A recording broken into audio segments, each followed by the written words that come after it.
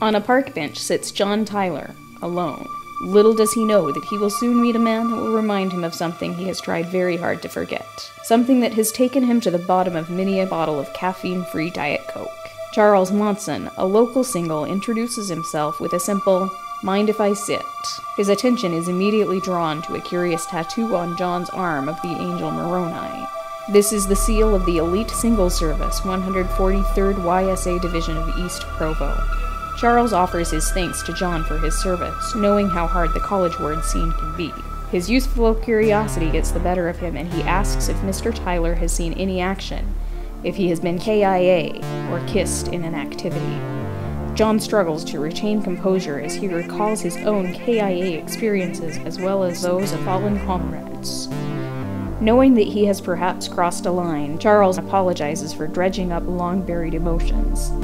He is curious, however, to know more because he wishes to train to be a nuptial ranger like his now married brother. The mere mention of the ranger sends John into a rage.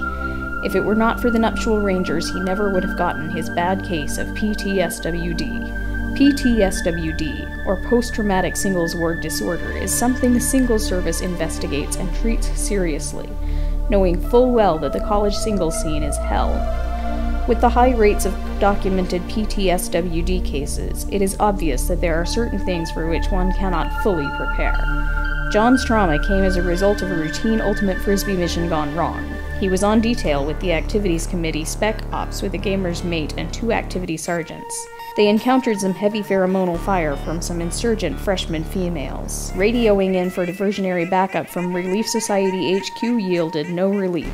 They were MIA, or making in-service announcements. John and his fellow single servicemen could not shake the co-ed freshman. In desperation, the gamer's mate looked at John and yells, "I'll see you in the Celestial Kingdom." He responds by saying, "You stow that load of Curalam dung, soldier. We have frisbees to throw. I'll be damned, quite literally, if I do not fulfill my calling." Following orders, the men start throwing frisbees despite the strong CF presence. They have only begun when along come 3 nuptial rangers. The harried unit is undoubtedly thinking that they are saved, but the rogue newcomers start hitting the unit with friendly fire, making ludicrous and childish moves on the CFs, only encouraging them. As John tells the events of that fateful activity, his eyes roll back and he starts to convulse violently. Feeling suddenly helpless, Charles desperately tries to assist.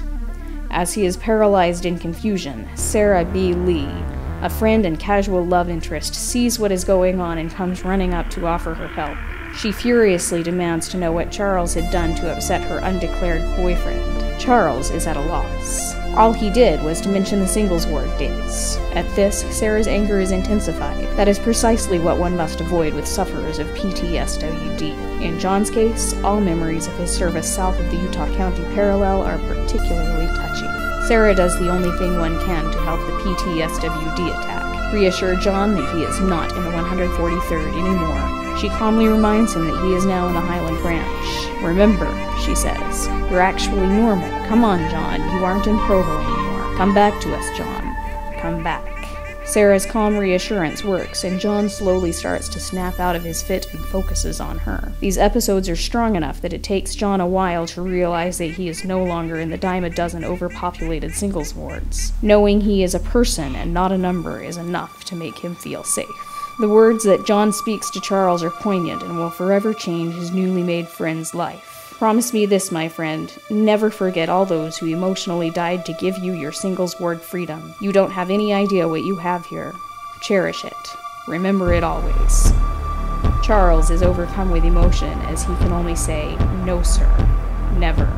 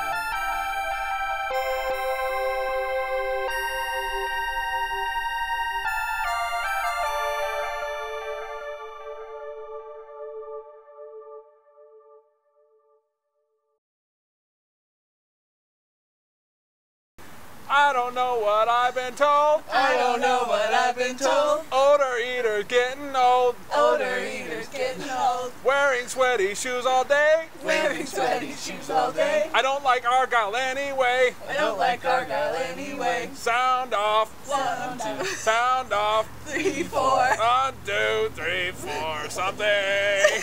Perfect.